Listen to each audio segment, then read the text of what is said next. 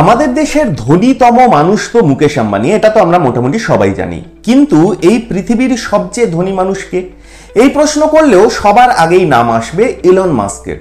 তার মোট সম্পত্তির পরিমাণও গুগলের দয়ায় আমরা মোটামুটি সবাই জানি, ওই $250 বিলিয়ন কাছাকাছি।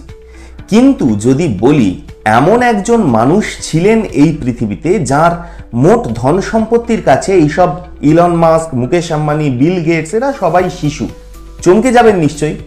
আজ বলবো এমনই একজনের কথা। এই গুরুত্বপূর্ণ প্রতিবেদন শেষ অবধি দেখুন। আমি দীপেন্দু, দ্য নিউজ বাংলা লাইভে আপনাদের স্বাগত জানাই। যদি আমরা ইতিহাসকে লক্ষ্য করি তাহলে দেখব যে ঐতিহাসিকভাবে এমন অনেক ব্যক্তি ছিলেন যাদের মোট সম্পত্তির পরিমাণ কিন্তু এই সমস্ত বর্তমান ধন কুবেরদের থেকে অনেক বেশি। এমনই একজন ব্যক্তি ছিলেন মানসা মুসা। বিশ্বের ইতিহাসে ধনীতম ব্যক্তি হওয়ার কৃতিত্ব তারই। তিনি ছিলেন 14দশ শতকের আফ্রিকার মানুষ। মানসা মুসা 1280 খ্রিস্টাব্দে পশ্চিম আফ্রিকার মালি রাজ্যে জন্মগ্রহণ করেন। 1312 খ্রিস্টাব্দে মানসা মুসা মালির রাজা হন।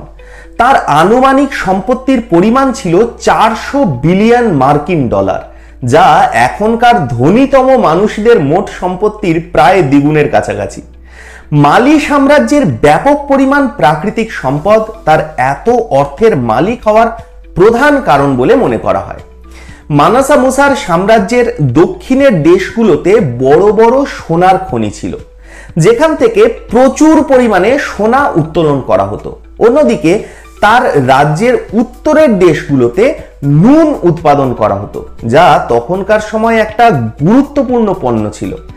এই দুই সমৃদ্ধ অঞ্চলের মাঝখানে অবস্থিত হওয়ায় মানসা মুসা রাজ্য উভয় অঞ্চলের মধ্যে হওয়া বাণিজ্য থেকে লাভবান হতো, যা মালি ও তার শাসক মানসা মুসা উভয়কেই ব্যাপকভাবে ধনী করেছিল। মানসা মুসার সাম্রাজ্য বেশ বড় ছিল। মানসা মুসা তখনকার একাধিক আফ্রিকান রাজ্যের উপর রাজত্ব করতেন। তার শাসনের অধীনে ছিল আইভরি কোস্ট, সেনেগাল, মালি ও বুরকিনা ফাসো। মানসা মুসার মালি সাম্রাজ্যের রাজধানী ছিল টিম্বাকটু। মানসা মুসা তার উদারতা এবং দয়ার জন্য পরিচিত ছিলেন এবং তার বুদ্ধি এবং বিচারের জন্য ইতিহাস জুড়ে প্রশংসিত হয়েছেন। লন্ডনের school of African and Oriental স্টাডিজের লুজি ডুরান বলেন, তিনি তার হজ যাত্রার পথে এত বেশি সোনা দিয়েছিলেন যে তৎকালীন লেখকরা তাদের গানে তার প্রশংসা করেন না, কারণ তারা মনে করেন সম্রাট সাম্রাজ্যের বাইরে স্থানীয় সম্পদ নষ্ট করেছেন। তিনি 1324 সালে হজ যাত্রার জন্য মক্কা ভ্রমণ করেছিলেন। মানসা মুসা 100টা উট, বিপুল পরিমাণ সোনা, 12,000 জন চাকর এবং 60,000 কৃতদাস নিয়ে সৌদি আরবের মক্কায় ভ্রমণ করেছিলেন বলে জানা যায়। ইতিহাসবিদ এবং পণ্ডিতদের মতে তিনি তার হজে 18 টন সোনা নিয়ে যেতে পারেন, যার মূল্য $957 মিলিয়ন বেশি।